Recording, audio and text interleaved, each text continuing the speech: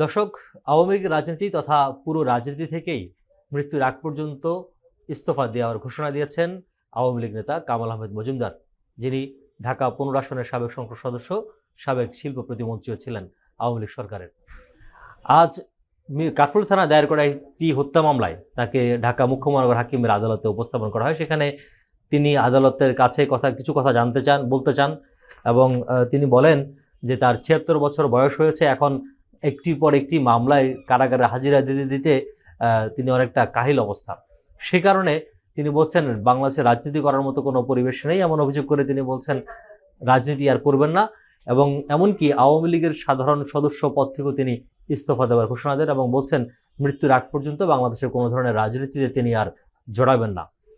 পাশাপাশি বেশ কিছু অভিযোগও করেছেন কামাল আহমেদ মজুমদার। তিনি বলছেন তার এই বৃদ্ধ বয়সেও উচ্চ মাত্রায় ডায়াবেটিস রয়েছে এবং